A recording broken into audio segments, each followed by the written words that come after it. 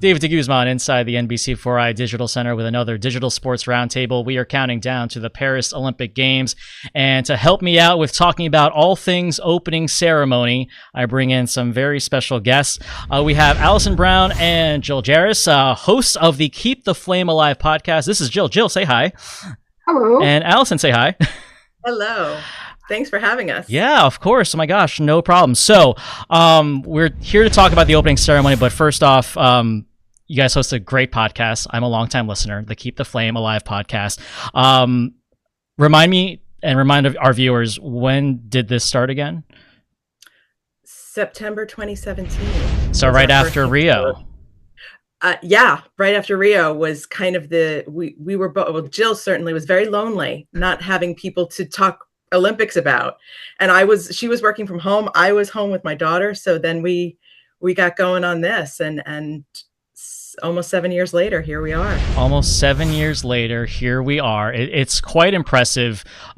Just the community, and we've talked about this, the community that we've built up over the years of fans and athletes, coaches, the random people involved with the Olympic Committee and the Olympic movement. It's been incredible to watch. So how do all of you feel going into Paris? Jill, give us kind of a glimpse as to the preparation so far. We're less than 2 weeks out. I'm excited to see what is going on. I think Paris is really on schedule, to be quite honest.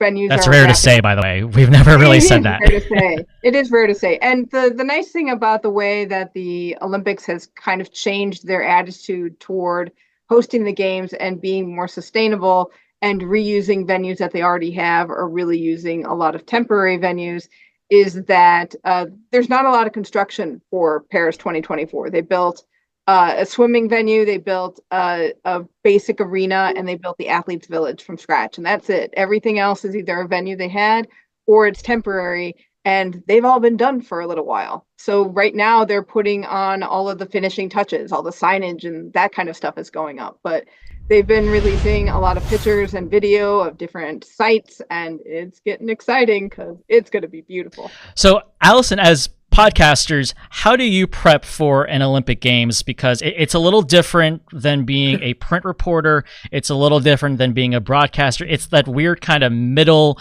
where you're there to serve a purpose, but obviously the platform is different compared to other members of the press. On the one hand, it is different. On the other hand, it's the same. You do your homework, you get your schedule, you read about the athletes, you read about the events.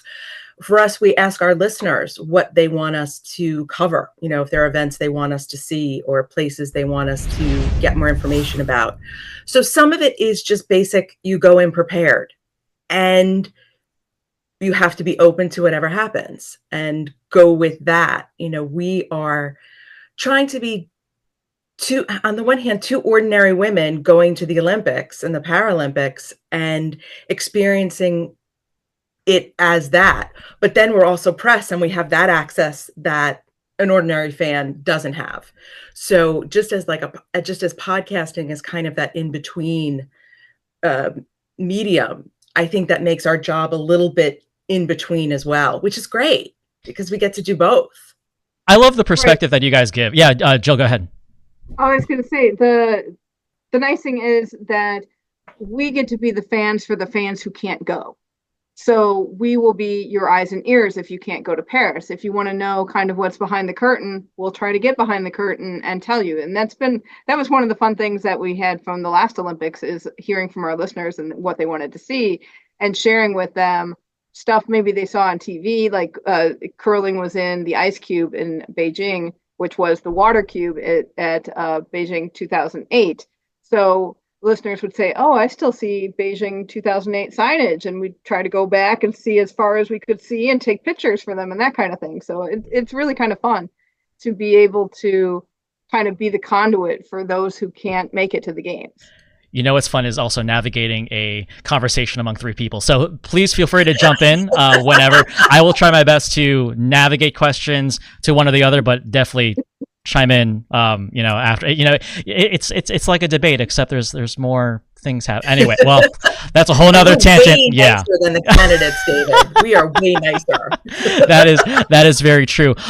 Jill, I wanted to ask, how is this experience? And obviously, it's different for obvious reasons, but for you guys, how is this experience preparing for these Olympics different in terms of the preparation? Obviously, not having to deal with COVID restrictions, but also because you're preparing for Paris as a city that comes with its own logistical challenges. Oh boy, some days I don't know how we're preparing. It's different because this is our first Olympics where we get our first Summer Olympics where we get to be there in person. And as we prepare, we understand how overwhelming the games is and how enormous the Summer Olympics are. And the Paralympics are also quite big. So it's looking at schedules, figuring out who can go to what, where can we get to. We've both been familiar with big cities and public transportation, so that I'm not too terribly worried about. We'll figure out how to get around. But I think navigating crowds is going to be a little different than we're used to.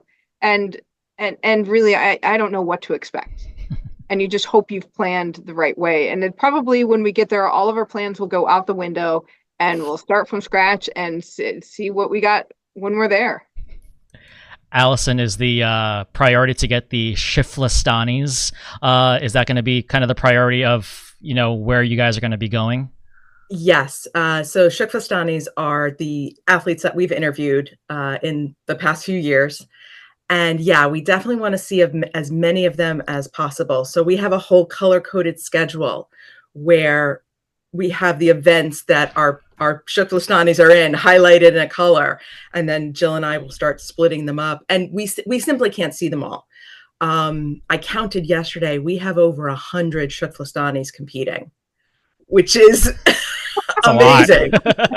We have the entire US 3x3 men's team was on the show. So it adds up very, very quickly over 7 years. And so there's a lot of people competing at the same time. And the way the Paris Olympics is set up is it's spread out. I mean, there are places where, yeah, you've got the urban center, but then, a whole hour train ride away is the other side of the city for where swimming is. So there's definitely, how is it going to look when we're actually there and getting to those people? And we see them in the finals. Or what if they don't make the finals? So there's a lot of question marks. And as Jill was saying, the plans are going to go out the window and we're going to make it up on the fly. And that's kind of the joy of it as well. And with the fun for the listeners, I think, as well. It's like they don't know quite, like they know what our plans are, right? But how it's going to play out may be completely different, which is the fun. That is the fun. And honestly, I'm just happy I said Shiflestanis right. That's one of those words. But it's funny, if I had a prompter in front of me, if I saw that word, I would freeze up. I'd be like, Tifliklas. But it's just like, I gotta go with it. Just go with your gut and just say it.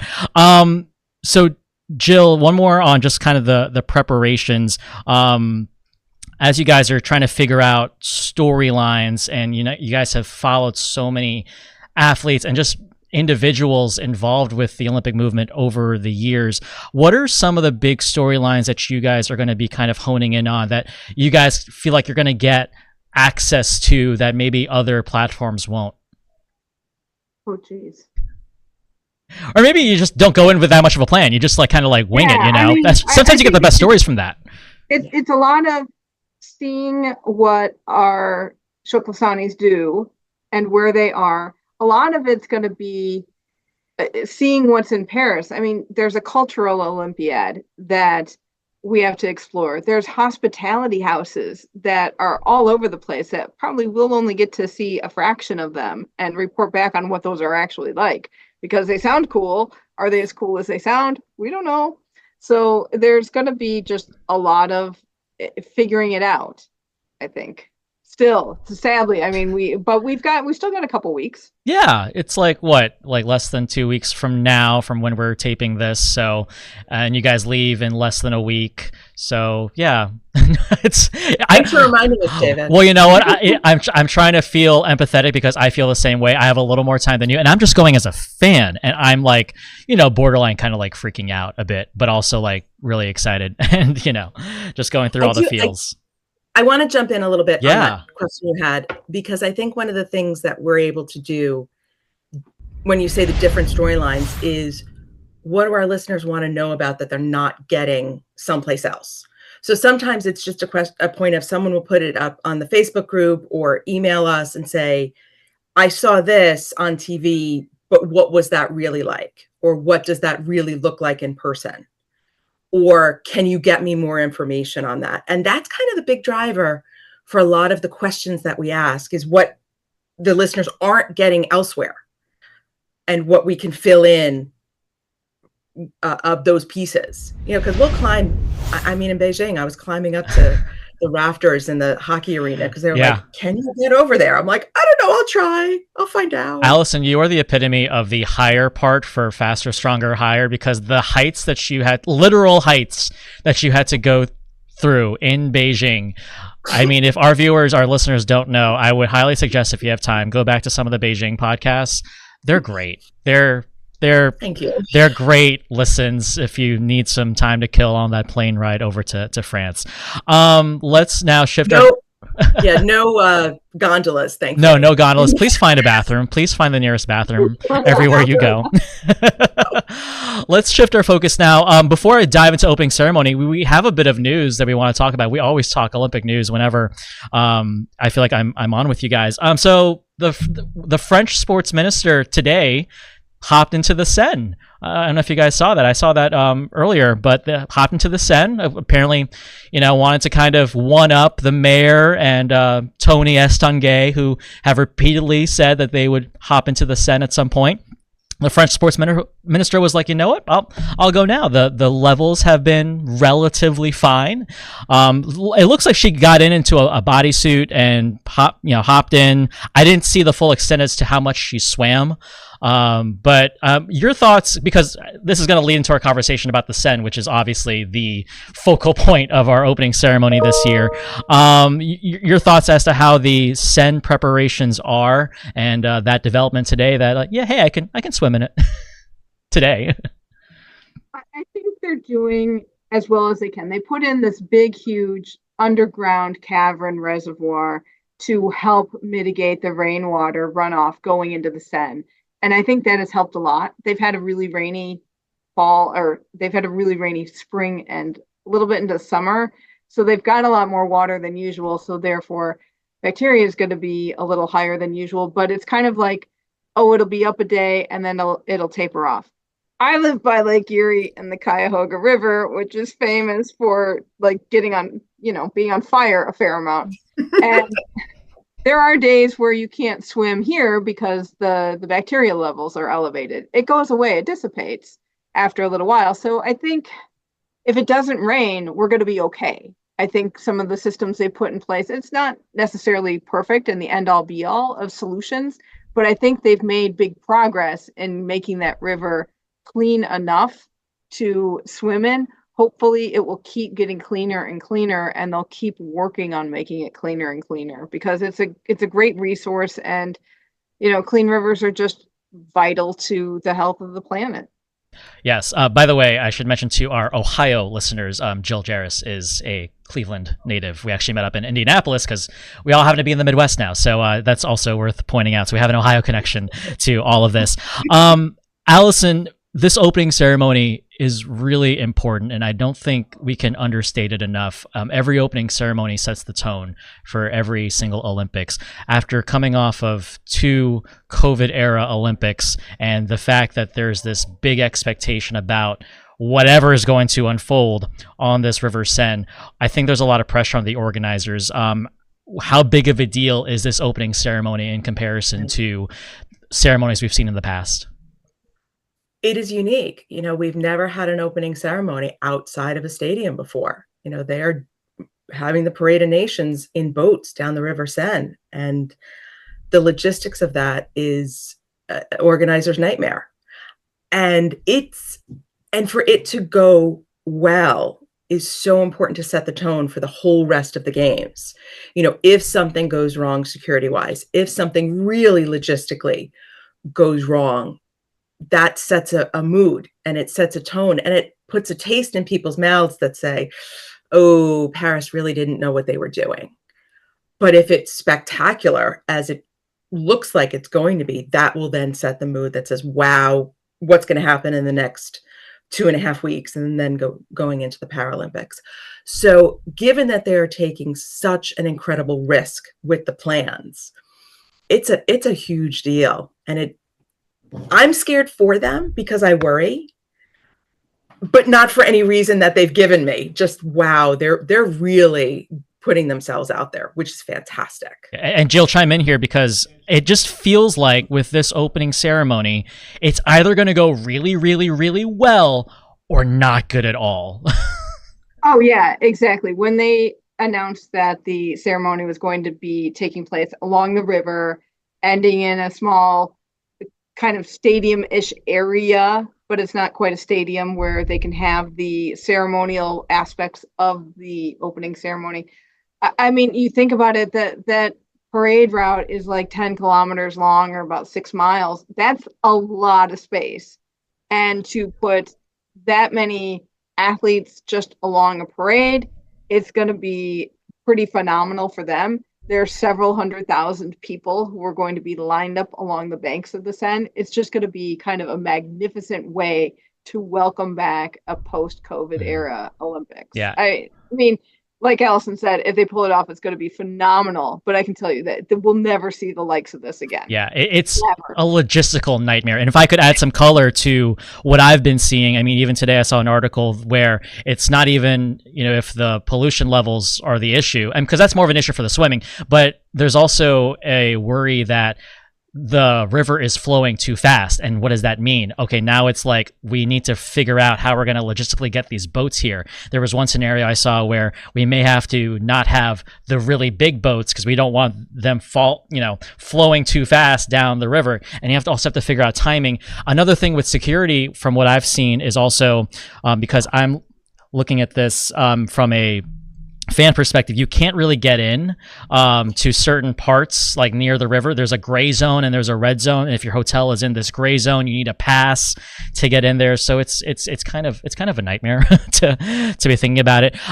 So there's a lot of unknown with these opening ceremonies, but what we do know is that there will be athletes and they will be dressed in their fantastic costume, clothing. I mean, we have a lot of thoughts on this, right? So I also know this is one of our favorite parts about any opening ceremony, is talking about this. So Alison, you have thoughts on as to what people are wearing. This is I'm getting such a reputation for this, and I want to say I am not a fashion historian. I have no experience in fashion. Like, I worked at B. Altman's when I was in high school. That's about the extent of my fashion knowledge. I just have opinions. And I've been watching this a long time, and I love when teams do something either so specific to time and place or so specific to their country. So this morning I saw Mongolia's opening ceremony costume. Nobody else could wear this uniform. It is elements of their traditional dress. There's beading. It's absolutely stunning. And, you look at some of the ones, say, from the 90s or the early 2000s, and they'll have like scrunchy socks or that very particular cut of pant, the skinny low-rise jeans. And you're like, oh, yes, that has to be 2002. Nobody else could have worn that. So I love that element to it. And clothes are just fun. I mean, it's just fun to talk about people's clothes and what they're wearing. They're making a statement, with what they're wearing. Every country makes a statement with what they're wearing. Jill, what do you think about just what we could expect the unexpected, right? I mean, we know what Canada's wearing. We know what the United States is wearing. I think we know what Australia, we know for the most part, who's wearing what, but it's fun to kind of be surprised as you watch the quote unquote Parade of Nations. It's going to be different this year, obviously, how that's going to unfold. But yeah, I mean, what do you expect clothing wise? Well, it will be interesting to see what we can see of the uniforms, because usually you march into a stadium and you get to see head to toe. Now the athletes will be in boats. What are we really going to be able to see of what they're wearing? And, the whole ensemble is part of the deal. I mean, what I always look forward to is nations from the Caribbean, because they usually have some sort of tropical floral pattern or native pattern. A lot of African nations have native patterns that are just gorgeous. And also Pacific Island nations, they also have some really gorgeous, really specific to them clothing. Some of the details that I love about opening ceremonies are things we can't see. So like Australia will have all their medalists or on the inside lining of their jacket. Yeah, that's such a cool feature they have. I know, it's just the little details that go into all of these that make them special for the athletes. Being able to know some of those, we don't see them, but we may know them. I'm really hoping somebody comes through with something really wacky. Mm-hmm. Like a lot of, for Tokyo, a lot of the opening ceremonies clothes were pretty basic or what you'd expect. And then Latvia walked in with these shiny silver dresses the women had on, and they were fabulous. It just lit everything up. So I'm hoping literally. Yeah. And so I'm hoping that there's a few nations who say, we're not playing it safe. We want to make a statement. And that's one way that people remember maybe smaller nations, is with really unique opening ceremonies out. The last thing I want to get to before we wrap up our conversation about the opening ceremony, final torchbearer. First off, we're going to get like an actual torch, right? I mean, yes. If anyone who's watched Beijing, we're just like, But anyone thoughts on who that final torchbearer might be? I think the list is pretty big. Yeah, I don't know enough about French sports history to really start making calls. Right, but I would not be surprised if Jean-Claude Keely showed up. I know a lot more French winter athletes. Yeah, me too. But I would not be surprised if he showed up as a final, somewhere in the end of the torchbearers, at least. That's going to be like a betting line, right? somewhere someone's going to like try to bet on it. Right. Right. The other French winter is Sawyer Bonelli, we all adore her in River for Winter. But yeah, I agree with Jill. I know the winter athletes much more, or the really old, like the Suzanne Langland mm-hmm. and the Four Musketeers of tennis, the really long ago, but the like 70s and 80s is not. Yannick Noah maybe would get thrown in there. That's a big one. Yeah, that's a big one.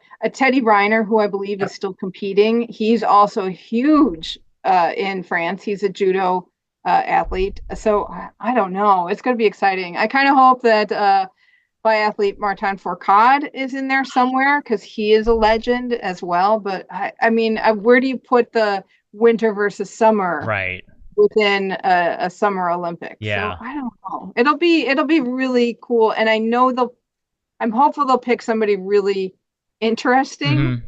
Because remember last time for Albertville, they had a little kid, right? And that was like a no. Well, London kind of did that too. They had like the nominees, and then it was like the youth, which, like, I get it. The tagline is inspire the next generation. So I get it, but it's also like, well, it's kind of a cop out in a way. I mean, yeah. So it's, you want like that final torchbearer. Greatness. It's greatness. Your Olympic history on display, and that's one of those iconic moments of an opening ceremony that gets replayed over and over. Right. I mean, how many times do we see the arrow shooter from Barcelona, the archer from Barcelona, or Muhammad Ali from Atlanta 1996, or Kathy Freeman from Sydney 2000? Those are all epic torch cauldron lightings. And if you're going to have an epic it's not even once in a generation, once in a century. Right. For a ceremony like this, where the stakes are so high. Please don't have somebody we've never heard of be the topper to that. Some little kid. Right, the future, which is like, okay, that's cute, but also like, come on. Yeah, exactly. It's been 100 years since Paris hosted the Summer Olympics, so it's like, come on, there's so much history you want to like go on to. Yeah, and honor that history. Yeah. Through the final legs of the torch. I mean, we've got Youth Olympic Games now. Bring the kids in for that one. Yeah, I agree. I think the one big takeaway as we kind of wrap it up is expect the unexpected when it comes to this opening ceremony. There's going to be so much pomp and circumstance. We know there's going to be, the ceremonial, like the speeches. We know there's going to be the oath taking, but I just wonder how it's all going to be unfold. I do want to say is that I think the least we have to be worried about is the artistic portion, however that unfolds, because I think wherever they're going to be, they're going to figure that out. It's just all the other logistic stuff. Right. It's going to be wild because it's French. Yeah, right, exactly. So I feel like we could talk for hours. Unfortunately, I do not have hours, but this has been so much fun. Jill Jaracz and Alison Brown, they are the hosts of the Keep the Flame Alive podcast. You can listen to them wherever you get your podcast. Jill, Alison, I wish you safe travels on the road to Paris, and I will see you there. See you there, David. Thank you. David. Appreciate it. And for those of you joining us on NBC4i, thanks for joining us, and we'll catch you next time.